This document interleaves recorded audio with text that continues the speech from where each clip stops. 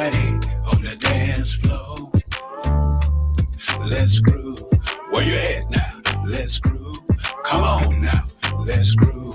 Where you at now? Let's groove. Come on now. Come on. Let's go. All right. Come on now. Let's go. Hey, welcome everyone. This is the Buzz Studio W, Buzz, your global radio network. You guys already know what I'm about to say. Hey, we rock this thing 24 hours a day, 7 days a week. Music, talk, sports, comedy, entertainment, and a whole lot more. So sit back for a while for the next hour or so. We've got an intriguing program for you. Groove Swing Speaks. I believe, Tiffany, we are, is it uh, uh, episode number 90? Is it 91 or I'm not ex- Uh, I'm not exactly sure. I want to say we might be getting close to that.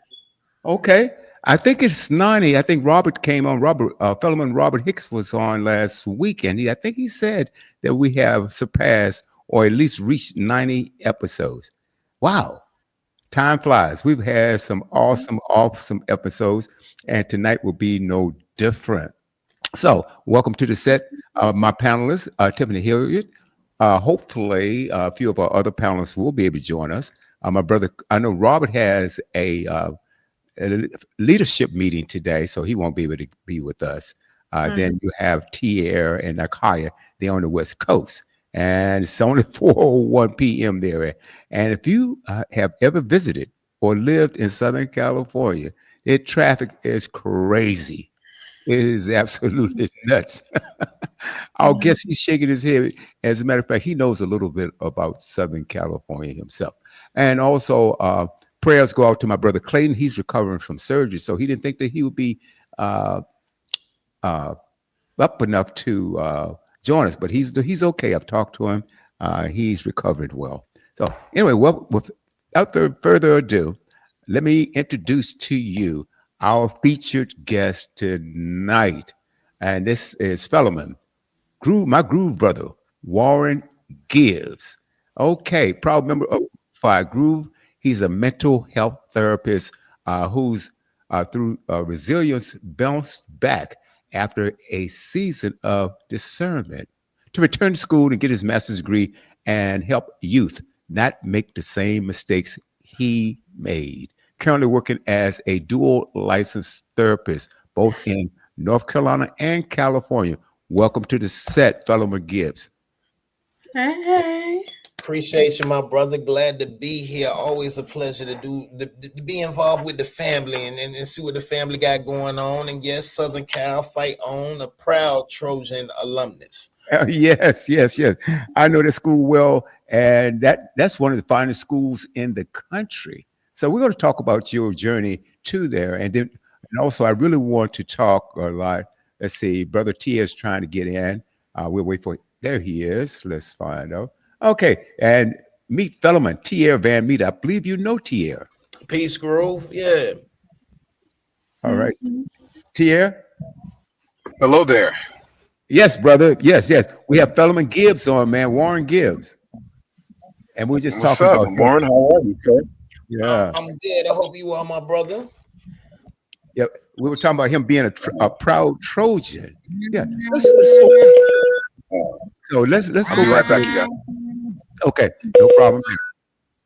Okay, he's driving. I told you, Southern California, man. It is, man. It's a trip out there this time of the day. It's about Oh 4 o'clock yeah, out there, so I get it. hey, I know you do. I know you do. Let's start from the beginning.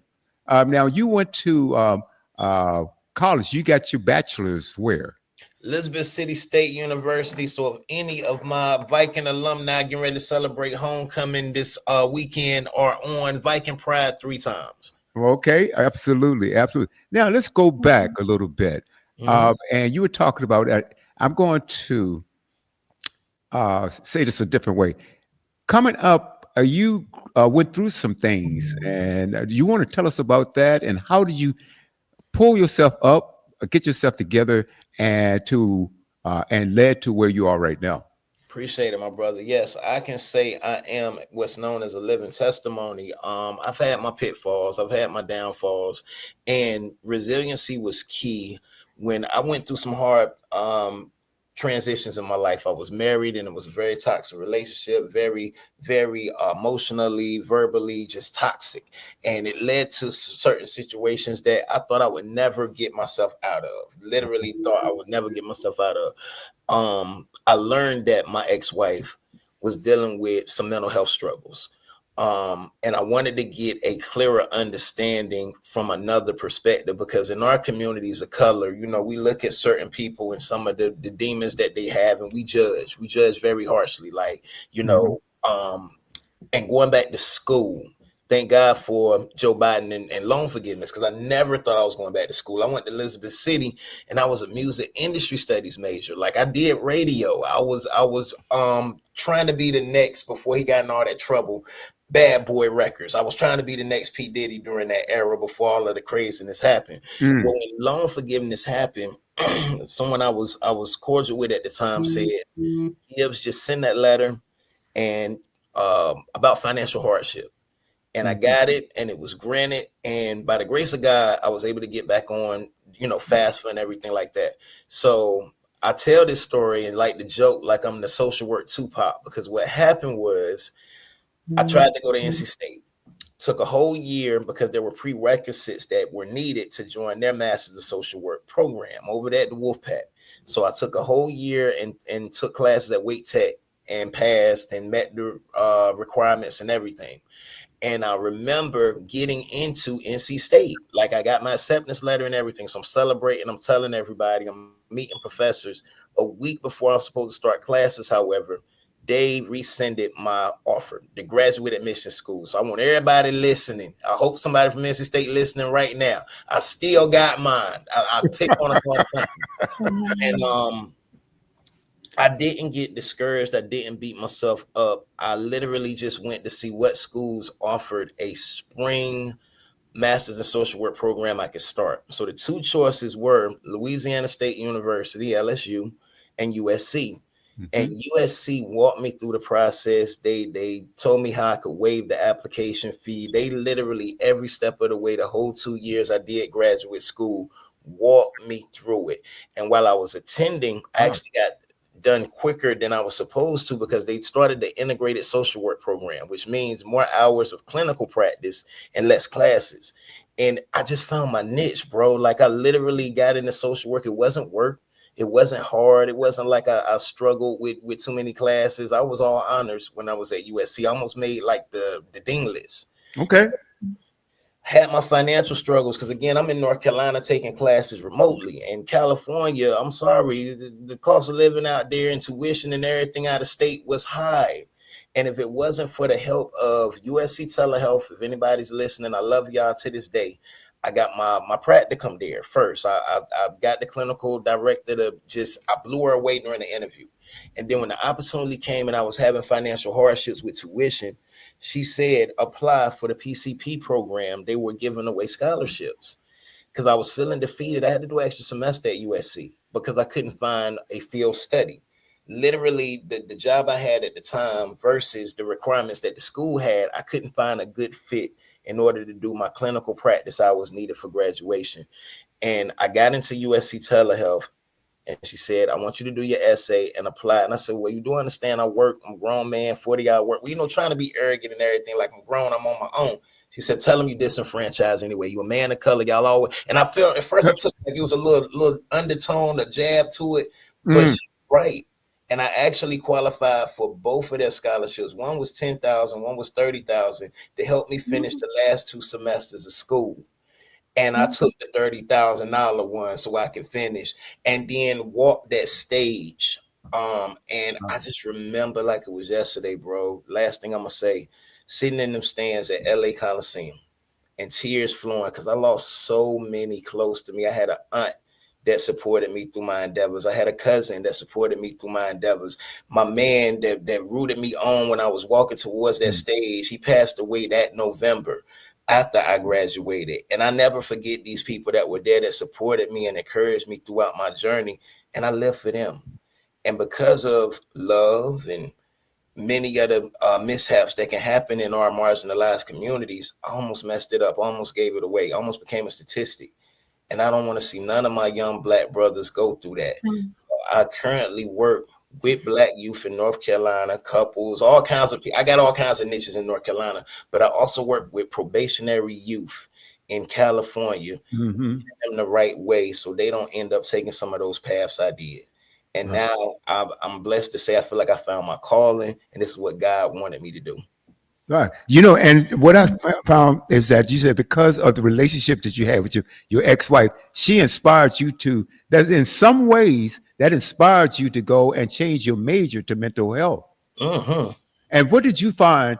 How has you, when you changed your major to mental health? Because you're right. I think that mental health in our community, and some people look at it as taboo. Instead of this is something that I need. It's just like if I have an illness of some sort, I'm going to need to heal that. While minds need to heal also. How did you change your major like that? How did that help you heal yourself? Oh yeah, definitely took my counter transference and biases away because I'm old school. I'm real old school. I just turned 44 a couple of years ago, but I always had an old soul. And I grew up with those grandparents that said Jesus can fix everything. And I'm still a religious man, right? I'm not knocking any of that. But there are just certain aspects in our lives like trauma that we have to unwrap and deal with. There are certain ways that we talk to one another that can be deteriorating. And social work taught me how to use health literacy and language where I may call my brother a fiend before, but no, he's a victim of substance use Mm, after. Okay, my wife and some of the things she was involved in, I could have called her all kinds of names, but a child of God. But then I learned about schizophrenia. I learned about bipolar disorder. I learned about mania and some of the things that she suffered from. And then some of our youth, as well as adults in our communities, mhm, suffer from, and they never been properly diagnosed. It took away a lot of that judgment. It took away a lot of that counter transference. What mhm, broke my heart is, I'm gonna say this, and this is where I know there's still work to do, bro. Lincoln just had a shooting, Lincoln University in Pennsylvania. Okay. My brother Crispin called me and asked me to be on a contact list as a grief counselor for any brothers that were on campus or anyone on campus that day that mhm, needed to talk to somebody about what they seen. Because 6 people got shot, one kill. And they traumatized me because we just had this happen at Elizabeth City. We lost Mhm. Zay in Elizabeth City. So I'm reliving what happened. Though I wasn't there when Isaiah Caldwell, rest in peace, got hit. I actually went back to my hotel room. I was there with those brothers the next day, consoling them, offer condolences, any counseling they needed. And the scariest thing that bothered all of us as older brothers were in that moment, and even when Crispin asked me to come and do the grief counseling, the young brothers didn't call. Nobody called to get grief counseling to talk about what they saw, experienced, or heard. We were begging brothers on the day after Isaiah got shot to call their parents and let them know they are okay before the news gets out. This desensitization, this emotional numbness that our brothers and sisters of color and in other communities too, it ain't just the Black community, it's a human species. Look at what happened with Charlie Kirk. Okay. I mean, I'm not saying like I supported Kirk or anything he said, but the fact that people don't look at it as a human being lost his life. Some children lost their father, a wife lost their husband. mhm, Just kind of go on with the rest of our day like nothing is wrong. That's why I'm mm. here. That's why I'm Wow. Well, I'm going to let Tiffany jump in right now because I need to text a friend of mine. I have a couple of friends Mhm. that could really use this, need this conversation. Not sure whether they're listening or not, but I'm going to make sure. Okay. Tiffany, I'm going to turn off my camera a little bit. I'm going to text a couple of friends right now. Okay, cool. Tiffany? So I just want to say, it's so good to see you. You as well. It's been a while, and I just want to also say that I commend you for the things that you have been able to accomplish. For one, and also for taking that step out on faith. You know what I'm saying? Because Mhm. you are now traveling on a road that needs how they say the work is plenty but the laborers are few. And Mm, Yes. so you are now on that road, to help so many people. My question to you is, and I know you have kind of just briefly touched on it, um but in regards to mental health, how do you see yourself now versus yourself 10, maybe 20 years ago? What is the significant difference that you would say that by you taking this journey, like how have you grown as an individual, as a man, with what you have accomplished? I appreciate that, sis. I found knowledge of self more than anything else taking this journey because I'm not perfect. Okay. Mhm. I'm a man, I'm a human being. And taking this journey helped me understand at times when I let other people tell me something was wrong with me. I let other people tell me how to live my life. I let other people judge me and put me down because I was more worried about what they thought of me and what they said about me versus self-reflection and self-actualization. And it feels so good. And I mean, playing devil's advocate a little bit, it made me a little arrogant, it made me a little cocky because again, I know how to walk the walk now. I know how to talk the talk. I ain't always right. And women, men, it doesn't matter. I'm more approachable now because I'm humble. At the end of the day, if I say something wrong, if I offended you, I ain't got no problem with apologizing. Where before growing up, we were taught in our communities like we don't back down. We don't show fear. I smile more. Oh my God, talking to these brothers of color in my room, I can ask them a million times over. I say, look at some of these rap albums of your favorite rap artists from Ice Cube all the way to NBA Youngboy. Do you see on a lot of their album covers an image of a black man smiling? And all of them, young and old, say no. In our communities, we were taught a lot of times like it's weak to smile, it's weak to cry, it's weak to show emotion. Man, I ain't never felt stronger a day in my life than to be able to express when I'm not feeling well emotionally, express when I'm hurt mentally, and address those needs appropriately versus using violence, profanity, Mhm. and that N word that they want us to be. I don't got to do that. I'm stronger knowing how to address these concerns and stressors in a more healthy and appropriate way. Right, right, awesome. And I can tell too, you know what I'm saying?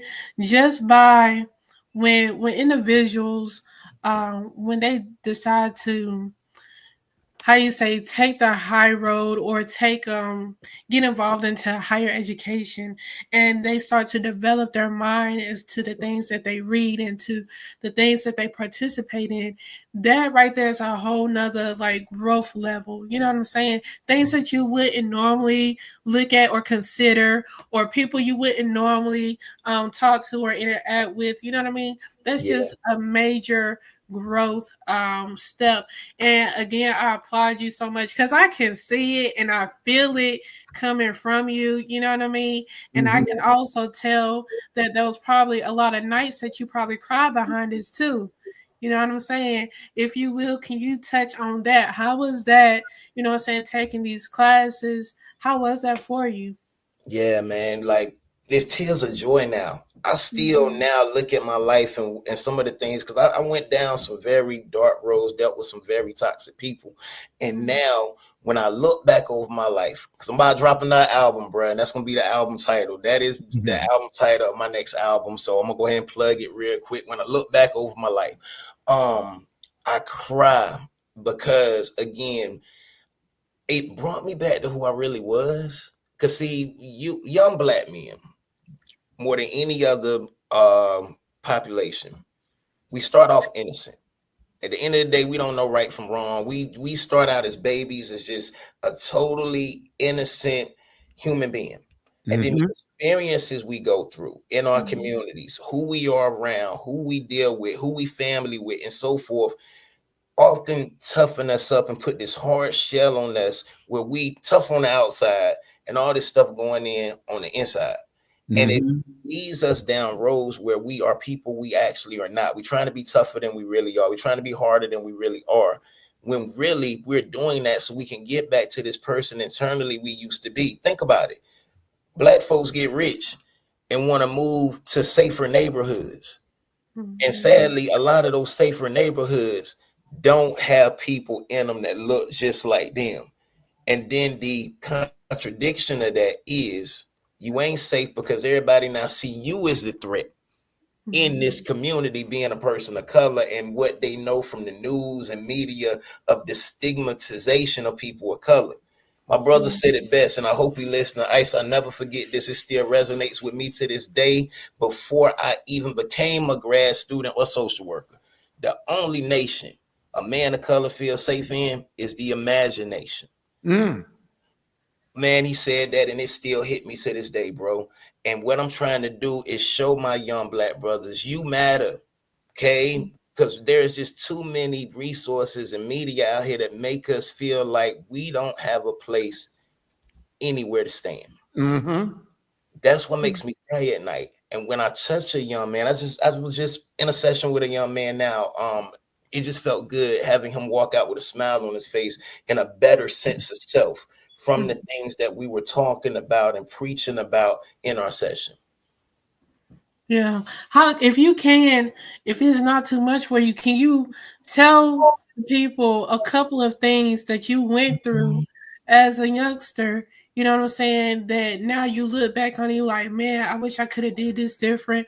Or man, like, you know what I'm saying? I wish I would have never got involved. Like, what are some of the trials that you went through? Because it's good to hear your testimony, but it's also good to know, okay, like, what did this dude actually go through? Like, I hear what he's saying, but like, how can he help me? Yeah. So with the probationary youth, I have no problem telling them that I've done time before. I have been justice involved. Okay. Mhm. I've had my moments where I was incarcerated.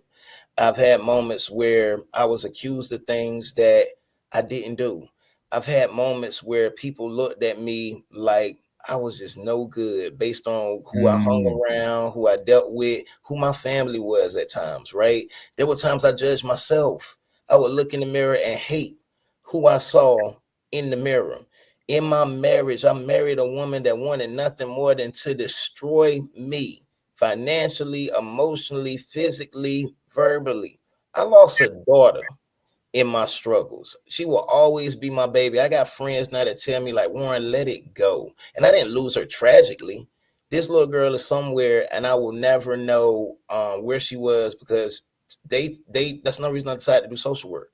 Social worker decided she was better in the foster care system than with me and all the things that were going on with her mother. And another reason I became a social worker because I wanted to understand the law.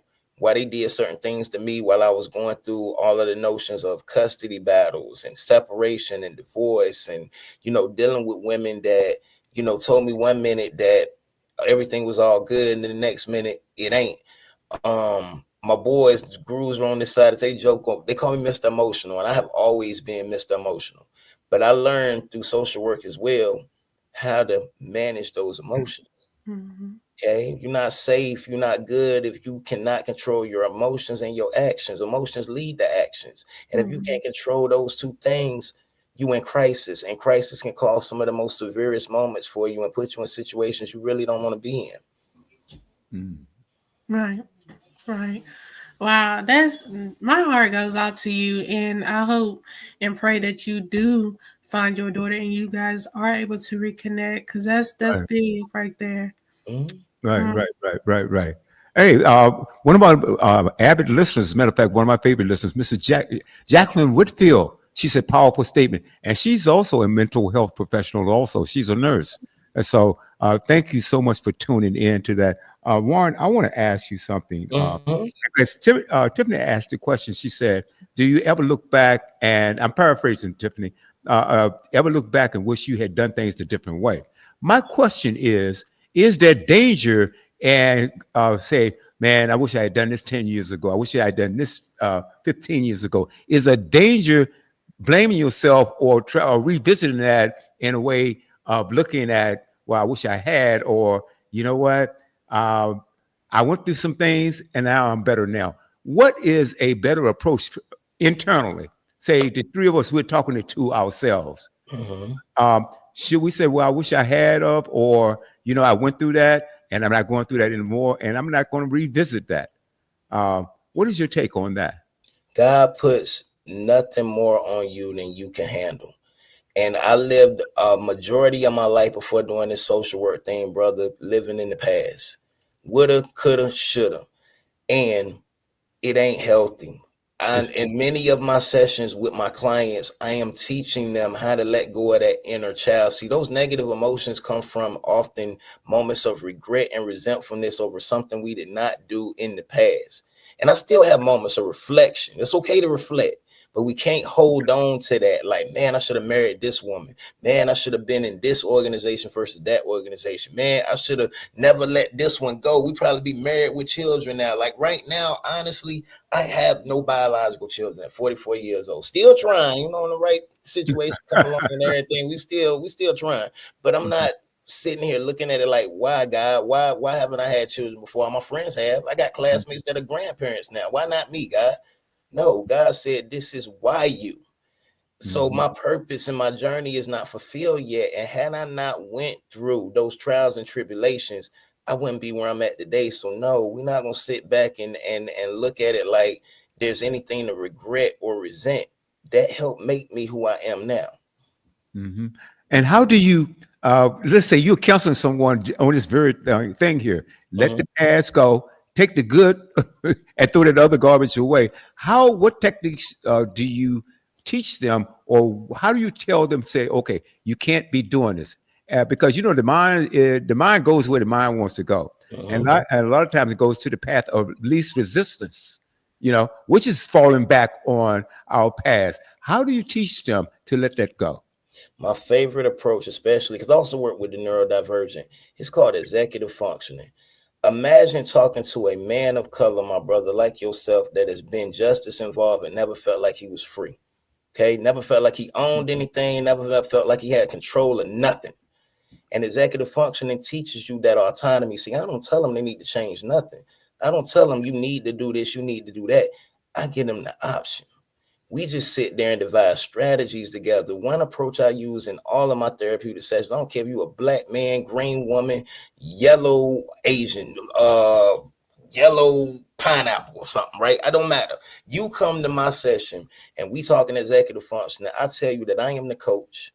You are the player. We devise the playbook, but you the one got to go out there on that field and run them plays. And imagine someone never being told that they could be self-sufficient, that they could be resilient, that they could be autonomous, and giving them that power, telling them that everything they've done, yeah, we can sit here and feel bad about it. But again, no, it was just a misunderstanding where you failed to strategize and pick the right strategy. You're not a failure. You're not a disappointment. You just chose the wrong strategy. And we're going to devise new strategies and try again, because whatever don't kill you, make you stronger. Oh, it eats some. They love it. They love it. What do you mean? It is up to you. I give you that accountability. I give you that responsibility. That's excellent. I love that because I mentioned my brother Clayton earlier, and we were talking about. I told him that you were coming on. I wish you were here because we were having a really great conversation. Matter of fact, I love talking about mental health because it's not talked about enough, especially in our community. You have programs about everything, but mental health is one of those things that people don't even talk about. I mean, I'm talking about all cultures. They don't really, really talk about it. And my brother Clayton says, and we were talking about this, and I don't know how it happens, but he was saying that in some cases he believes that therapists get up there and they have a notepad and they might have a pre-designed. Now, you let me know whether this goes on or not, because I believe it does. They have a worksheet. And it already has questions there. Are you going through this? Do you feel? And they're checking off boxes. And based on what they're checking off, then they might end up prescribing some medication for depression or whatever it is. And to me, that's not real therapy. You're sitting there as a secretary and you're taking notes, and based on what you see, say, okay, does this person have this? Yes, or that, that. Oh, well, let me go and prescribe this or that and other. And it seems like your therapy is real therapy because you're sitting down and you're having conversations with people. Now, does that go on in your area where some just got this sheet of paper, they go and they check off boxes versus someone like you that communicate? Man, you're gonna get me fired tonight, but I don't care. It's a new age, new era for social workers. And let me explain why. The most important thing that makes my job go so well, brother, is I'm present. Okay. Sometimes I don't even need a notepad and a pen. At the end of the day, you might come in and you may not feel comfortable talking to me in your first session. Cool. Mm-hmm. We just gonna groove it out. One thing I love that you did when I first came in tonight, you had that music going. If the brother want me to come in and play some music and just sit here and wait till he ready to open up with me, I tell all of them now in our first session, this is just a get to know each other, a meet and greet. I Right. literally give them the freedom to tell me what's going on. Now, will I write notes down? Absolutely. Do I prescribe medications? Heck no. At the end of the day, social workers are different than psychiatrists. Now, psychiatrists might do that, but a social worker uses what's known as evidence-based practices. So I tell you straight up that we're going to try this strategy. It may work, it may not work, and if it don't work, we'll try something else. But research shows that these practices 99% of the time have been shown to be effective, but it is a practice nevertheless. I may use cognitive behavioral therapy with one client, which is changing the way he thinks. With another client, I may have to tell that brother or sister, listen, we got to change the action that you put in place. Mm-hmm. Other modalities, mindfulness, sometimes just sitting here and asking you questions that make you think. Wow. Don't do anything formal, or I don't do anything that makes them feel like I'm in this position they can't be in, right? I'm human just like you. And the most important thing I learned in grad school, shout out to Dr. Calaboso. I wish she was listening, but Dr. Calaboso told me the most important lesson in orientation for USC telehealth: be present. One Well, thing clients can rely on is I'm going to be here. Yeah, it takes wear and tear. Yeah, there's burnout sometime. And yeah, I get tired on my journey, but this is my purpose. This is what God has for me. And my clients show up because they know I'm going to be there for them. mm-hmm. Nothing more, nothing less. Mm-hmm. You know, when a lot of people go to a therapist, automatically they put up a wall. Okay. Mm-hmm. They put up a wall, and because I guess fear, not knowing the person that they're seeing, uh, being reluctant in some ways of even talking a little bit or opening up. How do you tear that wall down? How do I you don't. bring that wall down? I don't. We take it down together. I don't. At the end of the day, people gonna tell you what they want to hear. Part of that come from being a guru. They ain't got nothing to do with social work at all. Like literally, I'm just always been an approachable guy. Like I always was the guy. I'm gonna throw a little shade to some of the ladies listening, but I used to be Mr. Friend Zone. Well, I use Mr. Friend Zone now to tear down those walls, because the first thing is to smile on my face, and that picture when you go on the website and you see your choice of clinicians that you want to pick. Something about my demeanor, something about my bio. I want him. Do you know I got some sessions where people come to me because they feel they would more resonate with a male than they would. People go to therapy with what they prefer. So at the end of the day, you came to see me for a reason. I'm not Mhm. gonna force you. I'm not gonna beg you. When you're ready to tell me what the goings on is, I'm Mhm. gonna listen. And that's how Mhm. I tear that wall down. I reflect on things that they like. It don't always have to be therapeutic. We're like literally I've used pop cultural references. I've used music. Oh my God, with my neurodivergent people, and I hope I got this copywritten if anybody try to take it. But I've had a young man, it broke my heart. I had a young man come to me and say, why do people talk so bad about those with autism? And I use the same X-Men approach I used to use when I worked in a mental health building with those with special needs. I said, one day in your life, just like in the X-Men comic books, something in you manifested and you can't control it. And Mhm. I'm that bald-headed brother, just like Charles Xavier, that teach you how to control it and manifest it into a superpower. Mhm. Just telling that young man I envy how his brain works because he's autistic helped him feel better about himself. Okay. It hurts me. That's it. Yeah, it hurts me when anybody comes to me and they say they don't like who they are, because I remember feeling that way. Well, why Mhm. don't you like yourself? Mhm. Here we go. Them bricks on that wall starting to come off now. You Mhm. got to tell me now. You done made a statement, so now you got to give me evidence on why you feel that way. See, the same way EBP works, it also works for me to actively listen and hear what you say. And everything I repeat, I summarize.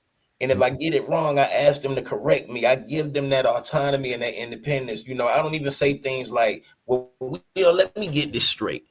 Well, let me see if I understood you correctly. Because see, that could be a social miscue. You may think I'm trying to berate you or down talk you. Tiffany, make sure I heard you correctly.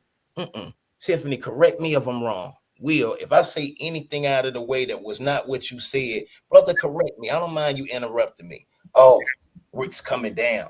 That's how I tear walls down. And what does P stand for?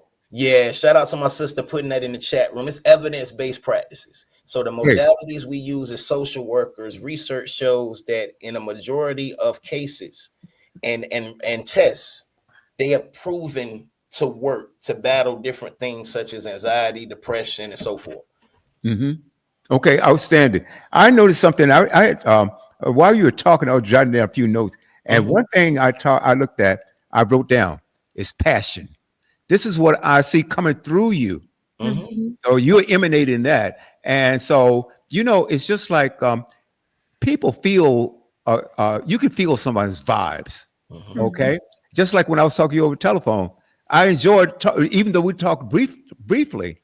I said, "Wow, I love talking to this brother. This is going to be a great, great show." We hadn't gone into any details or anything like that, but it was just a brief conversation we had that I picked up on something. And I said, "Yeah, okay." He's probably very successful in what he does, and like I said, mental health is one of my great subjects to talk about because it's not talked about enough. You also talk about your approach. Do you find that your approach, and I know you have to have talked to other professionals in your arena. Have you found a real difference in your approach or uniqueness, or have you found a uniqueness in your approach on how you deal with your clients?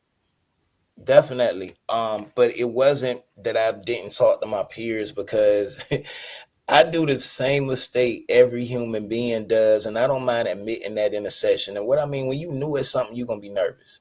And the humility behind it now is what makes me a better social worker. And what I mean is, I don't have no problem sitting in a session with a clinician, with a client, and say I made a mistake. Sometimes I give them a little personal disclosure, not too much information. I don't want to know my whole life, but I'll give them a little something so they feel a little more comfortable in this room. My approach is just being a human being. I don't come in here and give all these rules, or even when I'm dealing with my probationary youth, I'm not your probation officer. I've been on probation before. I've dealt with this stuff, but at the same time, I'm gonna put boundaries in place with some of these clients, because they do got to understand I'm not their friend. I'm here to help you and I'm here to support you. But again, this is a therapeutic relationship. So the approach has to still be, to a certain degree, limited, because sometimes clients will want to call you in your personal time. Clients will think you're their friend. Clients, I want them to open up to me by all means. But at the same time, there are boundaries on what you can open up about, what you can open up to. There are rules, like you can't come in here, Will, and tell me, look, my anxiety or my depression gonna make me take out 30 people. Oh no, we got caught a law on you. I can't let you leave this room. You can't. Yeah, I can't. I got to report that. You tell me when you leave today, Mr. Warren, if you don't help me, I'm gonna go home and hurt everybody at the house. No, there are still rules to this. But again, my approach is unique in this way, but also a standardized approach, because again, I can't get too friendly. I don't want them to get too familiar with me. So there are some steps, like there's certain things I got to tell them. For example, like I just told you, that's known as mandated reporting. Will, if you come in here and you talking about hurting yourself or hurting somebody else, I may have to report that to their proper authorities. Okay. There's also confidentiality and privacy. Another way I tear that wall down. You are in a safe space. What happens in here stays in here. We use the Vegas rule. And just little things like that, 15-minute grace period. My time is just as valuable as yours. You made a commitment to be here. I expect you to be here. You're not here within 15 minutes. It's like missing a doctor's appointment. You may have to pay a late fee. We will have to reschedule. I don't care if I am sitting here waiting for you. I may have another client coming in right behind you. So please respect that client's time when you weren't able to be here on time. Right. And I'm just trying to be rude about it, but it just is what it is. You signed up for this when you initially filled out your intake paperwork. and so forth. And this is with any practice. I'm just speaking in general, not just who I work for. Mm-hmm. Mm. Tiffany. Uh, okay. I know they say that, you're not supposed to judge a book by its cover, right? But in my personal opinion, I believe sometimes you can. Um, have you ever just been having a general conversation with someone and not necessarily a client of yours, but just, a general conversation, and you could tell right off the bat, like, yeah, I think this person is dealing with this right here, or I believe this person is dealing with this. They haven't told you anything, but you can just kind of pick up on certain cues and whatnot. Because, like William said, we can all feel vibes off of people. You know what I'm saying? Right. And another word for vibes for those, like, because you have some spiritual background, is discernment. And so, have you ever just had a conversation with someone and you were like, yeah, I believe this person is dealing with this right here? And it's kind of like, in your own unique way, offered or suggested, they do certain things to help their situation. Best question I got all night. That is the struggle of a social worker. How many times you done seen me this year, Tiffany? Besides this podcast and then at the cookout, Warren don't come outside. Here is one of the struggles of a social worker. I talk to clients all day. So it's very hard to have a personal and social life with my loved ones. And for Lord have mercy, some of them know I'm a social worker now. They try and get that pro bono. Can't do it, bro. Conflict of interest. Not gonna do it. Conflict of interest. Also, it's hard to date. It's hard to be around, certain people that's trying to get to know me, because I feel like I do that all the time. And I had to learn, one of the other skills I had to learn in school, Tiffany, is to differentiate the two lives. And that's stressful at times, because it's like putting a mask on and taking it off. I'm Batman 1 minute, Bruce Wayne the next minute. And it is so hard, because now I don't even want to socialize as much. I get on the phone.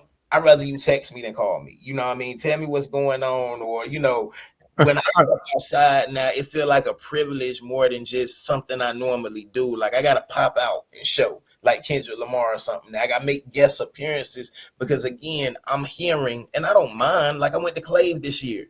I'm so proud of you. People that I ain't even met in person before, but seeing what I did on social media, and it felt good, right? Because I'm doing what I want. I found my purpose. But don't nobody want to do their job 24/7, 365. I don't care if you got the best job in the world. Again, I was a music industry studies major, and for a long time I ran my own label. But the money won't come in like it was supposed to. So I can't be rapping all the time. I got bills to pay. You hear me? I had to go find another hustle. So it's that same approach with social work. But yes, people come, and it helps me better understand them when I do have to engage or interact with them, because now I understand. There were people in my personal life, like family members and so forth, that why are they that way? Why they act this way? Why are they so loud when they talk? Why are they so obnoxious? Why did they say this and it wasn't the right time to say this? Yes, I've learned things in grad school that taught me, like, okay, now I got to engage this person differently, because this was happening here. It is possible that they are social media. Lord Jesus, last thing, and I'm gonna shut up. Social media, I can read it now in comments and things like that. And the one that gets me, and I hope I ain't telling on nobody that's on this feed, but I ain't saying no names. Imagine a woman 1 minute that is posting like, all men ain't nothing, they ain't hitting on Jack, all these men. Right. Man, I done started looking at that wheel now, like, well, baby, what's wrong with you? You are pretty, you cute, but you got that same rhetoric for the last 5 years saying you can't find a good man. And I start the counter transference is what it's called in some cases. Baby girl, what's wrong with you? That you so fine and still been this single this long. Sometimes you gotta look within yourself. Right. I was looking something, or it was the craziest thing. It was on Facebook or whatever, right? And this woman, her boyfriend was taking her out for her birthday. Well, she bought 18 friends and expected him to pay. Well, I saw a that. woman like that, look, I think I hope that brother ran, because that if that's a sample when they're dating, they're very, very young, right? Then what is this person really, really like? I think that's rude.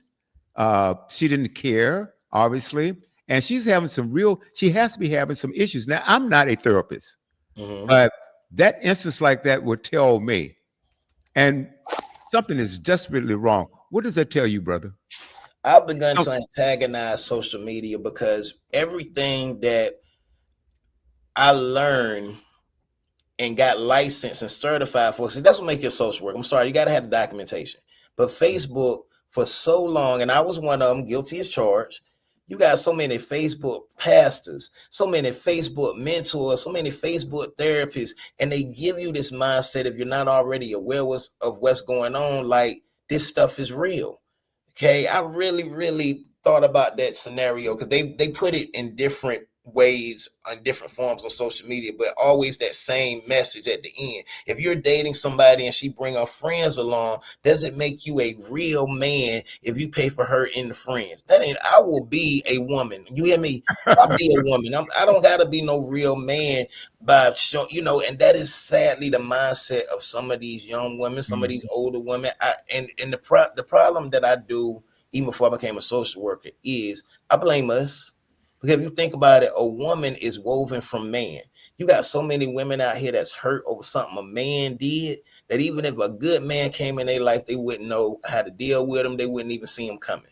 mm, And Facebook just makes it rougher and rougher because you can be anybody you want to be on social media, right? right. And I feel like sometimes social media, it can help with marketing and promotion and good things if you use it in the right way. But I also feel like it's a social worker's worst enemy. Mm-hmm. I Mm-hmm. promise you, a majority of cases that any social worker will endure will be dealing with someone that has suffered some kind of anxiety, depression, even couples dismay because of something that happened on social media. Right. Right. I got a question. I Mhm.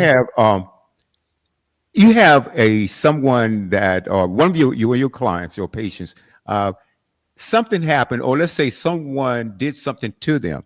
Mhm. It doesn't have to be really, really bad. Maybe hurt their feelings or insulted them or something like that. Um, and this happened maybe a year and a half or 2 years ago, but they held it in. Never approached that person or saying, "Hey, you did this. I didn't like it. You said this. I didn't like it." Mhm. Um, and then I said, "Well, you are a therapist. Why didn't you say something about that earlier?" Would you advise someone who's going through something to at least tell someone, say, "Look, you did this. Okay. I'd like to have an explanation for it. Did you mean that?" Or would you advise them to hold it in because for whatever reason they didn't want to approach it then and just held on and held on. And now a year and a half, 2 years later, they finally say something to you about it? Little personal disclosure. A lot of social workers got their own therapists, and I had mine. Mm-hmm. And I recently dealt with a situation like that. I won't go into all the details, but my therapist told me straight up again, like I mentioned earlier, but I didn't say this approach. What I'm giving all the good stuff tonight, so I don't even mind. It's family. So Mhm. we use a word called internalization. Anybody that has ever been in a spelling bee or I can spell, and all my brothers is sharp. What does internalization start with? I. Exactly. So when I'm giving a discussion on internalization, a moment like this is, let's say we read an email wrong. Let's say I didn't like the tone of how somebody talked to me. Let's say I didn't like the way it was said to me. Every comment I just said started with I. This is a personal feeling that you feel. And ain't but Mm-hmm. three ways to deal with it. Vagal theory. We can confront it, fight it, which is what you're saying. I can go let person say I didn't like it. We can hold it in or run away from it, which is flight, or we can freeze. See, a lot of people don't even realize that freeze is one of the responses of the vagal nerve. This is what brings anger. Because just imagine holding something in, you never do anything about it. We out here, the new term now, Will, is YN. You got unks and you got YNs. Why is Unk trying to act like a YN? Because when he was a YN, he didn't address this similar manner that you're discussing. I got an issue with somebody, I got a problem with him, and I ain't gonna deal with it right now. I'm gonna hold it in. And I hold it in that it triggers me and it becomes traumatic.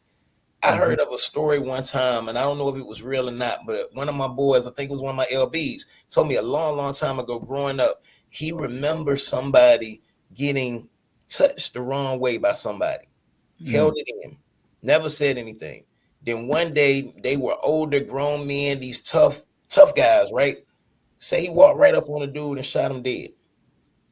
Wow. Never explain why, never, literally never told anybody why or whatever like that. And trauma can do that. Look at what happened all those years ago in the Catholic churches. Okay, and the shootings and the things that happen. Look what's happening now when these folks are race baiting and having these discussions about MAGA and all of that, and then they go to a college campus and out of nowhere get shot dead. Okay, our brothers. I meant to share this earlier when I was talking about the Lincoln shooting. Even though the brother called me and he wasn't trying to get grief counseling, he was talking about some other things, and I brought it up. He said, "Man, I grew up in Chicago. People die every day." Wow. I feel bad about what happened, Warren, but again, people die every day. So, bro, I can't really. It don't resonate with me the same way. That is what I'm trying to fight and battle with, because there are people that will hold it in, and you gotta let it out in some shape, form, or fashion. You may not imagine that person dying and you never get to squash what it is you had an issue with. You're gonna live with that unless you find a way to forgive or let it go. And it's known as trauma-informed therapy. An event happened. We got to remember it and we got to mourn it. What did it do to us, right? How do we feel about it? And once we can mourn it and it doesn't affect us in the same way where it messes with our everyday functioning, that's the important aspect about social work. We're helping you regain your function. See, any disorder, trigger, disease, whatever you may call it, is an impairment in your normal function. You can be depressed, right, and still go to work. But if you're depressed and you don't get out of that bed for the next 6 months because you just ain't got the energy, that's major. That's something we got to look at or go talk to somebody about. If you nervous, we get nervous every day on the 410 in LA. That traffic can make you have a panic attack and all of that, right? But if you get so nervous, you scared to jump in your car and even try to face the 410. Now we got that issue we might have to talk about. Yeah, and the same person I was talking about. Then I have another one of our listeners. Hey, let's see. Kim Rogers, thank you so much. She's tuned in. I've got a little story I'm going to tell you about her before we go. Yeah. So I was talking to the same person, and she happens to be a minister and also a counselor, a mental health counselor. And I said, well, why would you hold something like, I said, would you advise your clients to do that? Well, we're talking about two different things. I said, no. If you wouldn't advise your clients to do it, why would you do it? And so that questions me, what type of therapist is she? So that's you answered that question, brother. Let's move. Kim Rogers, good friend of mine. Several months ago, she was at work, and she worked at I'm not going to even but let's see, she worked at a train station. Let's put it like that. I'm not even calling the names, right? And she was at work. The gentleman came in and needed to use the restroom. And Kim, I know I'm leaving a whole lot out, right? And he wanted to use the bathroom. Okay. And so she was showing him where it was, and she was in front of him. He pulled out a gun and started shooting at her. And thank God it missed her. And so she hasn't been back to work since. Okay. Some of her, there was one coworker that was saying, well, she wasn't hit. I don't see why she can't come back to work. Imagine being shot at, almost killed. Thank God she wasn't hit. But some people are so insensitive, and saying, I can't see why she can't come back to work because she wasn't hit. And I think she's going through therapy right now. Mm-hmm. What would you like to say to that sister? To that sister, I'm praying for you, and definitely talk to your therapist about trauma-informed therapy, because even though what that guy said to her was kind of senseless and numb, these are going to be strengths for her. Trauma-informed therapy, as well as solution-focused brief therapy, even strengths-based therapy. Unfortunately, and I hate to say it this way, I'm not trying to contradict myself, but in order to heal from something so traumatic, to a certain degree, you're going to have to get to a place like that coworker felt. In other words, I'm not downplaying or invalidating that a man shot at you on your job, but we got to get to a place in our life where that moment does not again, deter your everyday functioning.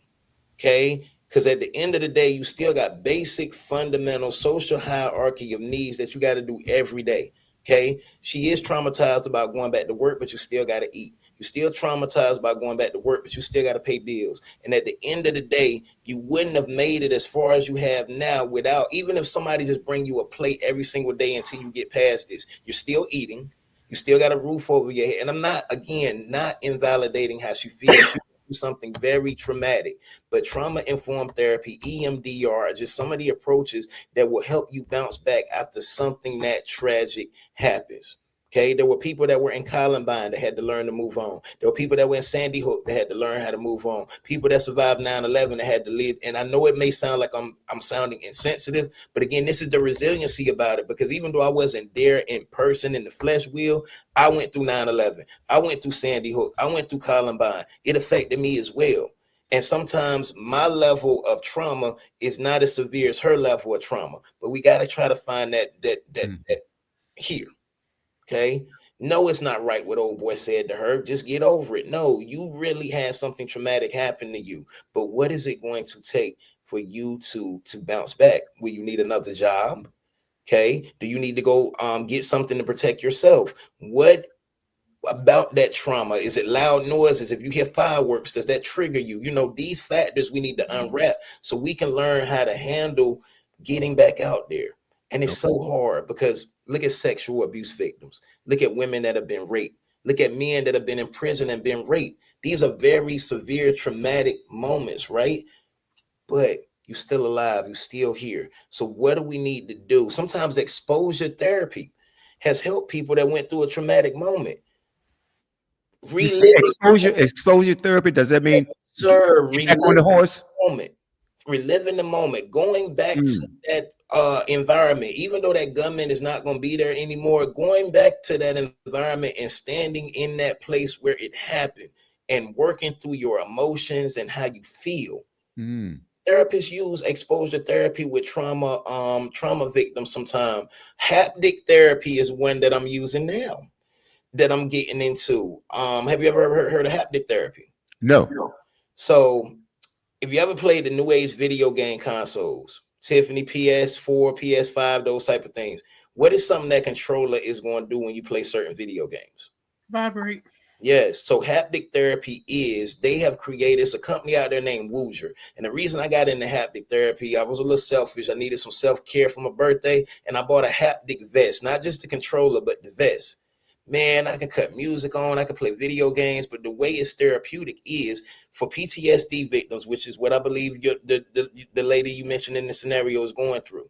Sometimes feeling those vibrations will help you calm any irritability that comes from the trauma you experience. Because again, you are very well aware, if you are listening to like Master P, that haptic vest gonna shake all crazy, and you might not want to play that kind of music when you in a bad mood or a traumatic mood, like this young lady that went through that incident. But if I play something mellow, like someone playing a harp or raindrops dropping on the ground, and she feels those vibrations through that vest, let's say she got back pains that day. Let's say her body is dysregulated, like the anxiety got me on edge and feeling uptight. Those vibrations can run through your body and help calm it down. It's very similar to EMDR, because EMDR does the same thing. I might get certified for that soon. But this is when we do different things to find the tension points on our body to have us facing the anxiety or the irregular emotion, and we rub it. And you said, is that MBR? EMDR. I'm sorry. EMDR. Okay. And that acronym stands for? I got you right now, because I'm telling you, we do a lot of acronyms in social work. So EMDR is eye movement desensitization and reprocessing. Okay. It helps people heal from trauma and other distressing life experiences by guiding them to reprocess traumatic memories. So that is another approach this sister can use in getting back out there and dealing with her trauma. EMDR. EMDR. Okay. Yeah, I'm gonna put it in the chat real quick. It's eye movement desensitization and reprocessing. Okay, very good, very good. I can't believe we have 1 minute left to go in this broadcast. Brother, if anyone needs to reach you, how can they do so? I have a psychology today profile in North Carolina in the Triangle area, because the thing with social work, I work in my jurisdiction. So Mhm. anybody listening that is in the California area or anyone listening in the North Carolina area, you can reach me through Psychology Today. Now in California, I work with probationary youth, but if there are some openings and they want a young man like myself, I'm still an associate. So anyone that needs a young man like myself and has supervision available, I'm willing to work remotely in California. And then anyone that needs my services in North Carolina, look up Warren Gibbs on Psychology Today. The info will lead you to the right places you need to go to book me. Outstanding, outstanding. Tiffany, you get the last word. I do appreciate you coming out tonight. I kind of just wanted to, before we go, wanted to see if you could attest to this or not. When you Okay. was talking about people holding on to trauma, things that have happened to them years past, and they hold it and hold it, they never tell anybody about it. You know, some people, like you said, they can go out here and do like some outlandish things, but can you also attest to it also contributing to some of their not only mental but some of their physical health challenges? Because That I've always heard that people who hold on to things that they never talked about, you know, it shows up later on in life through their health. And I've seen that with my own personal family members, you know, their health challenges or whatever. Because, you know, I'm gonna just say my dad, you know, even though he's not up in age, he's 70 years old now, but he's now telling me things that he went through as a child. Like he would tell me, you know, a little bit here in his 40s, a little bit here in his 50s, but it seemed like the older they get, the more they talk about it. Can you attest to that?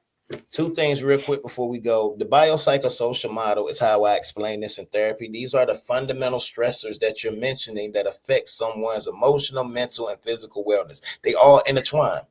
Many people of color suffer from diabetes, high blood pressure, diabetes, stroke because of the stress levels. Imagine working 60-hour work weeks. Imagine being in marginalized communities that are crime ridden and you looking over your shoulder every chance you get. Imagine being incarcerated, going through post-traumatic stress disorder because there were things going on in that prison like abuse and rape and things of that sort. So yes, the stress that we go through wears and tears on our body.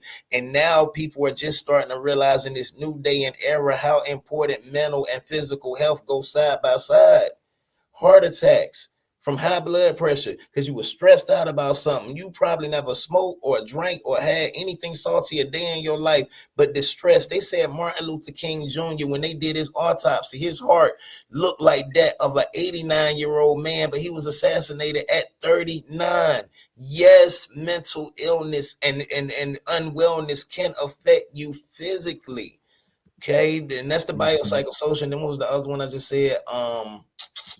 I said biopsychosocial, and I forgot that fast. Hold on, I was on the road. You Yeah, but definitely, there are different factors of normal everyday life that if we hold in and don't get the help and talk to somebody, Mhm. it can affect us physically. Because on the flip side of that, imagine being cancerous and getting a prognosis of 6 months, but then people come and support you and you begin to eat healthy, diet and nutrition, no medication, no chemo, and the doctor give you another 6 months to live.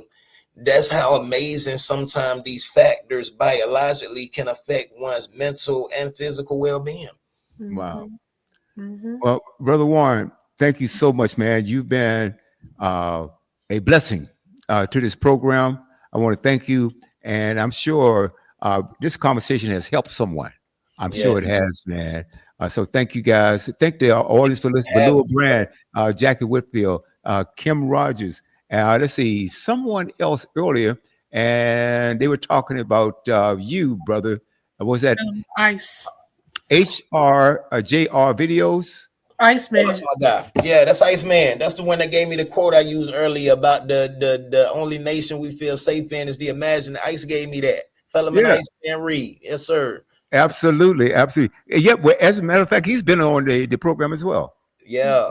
Now Outstanding. I got a strike now. Like Ice lives here now, so we talk and chop it up with each other every now and then. I told him, he motivates me, and we look out for each other. So All right. the best thing I got tonight was a text from him saying I did a good job. That's gonna make my night. Absolutely. You did do a great job. And I have some other platforms, brother, I would like to send you an invitation to. Please, by all means, bro. I'm here on the shield. Just reach out. I got you. I got your number. Tiffany, outstanding. Thank you so much for everything you do. Great questions, by the way, Tiffany. All right. Guys, have a great night. And we're going to go out the same way we came in. Let's groove. Love it. Let's groove. All right. Kick back, grab a glass, guys, and enjoy another excellent episode of Groove Swing Speaks live on The Buzz. Let's go. Let's See everybody on the dance floor. Let's groove.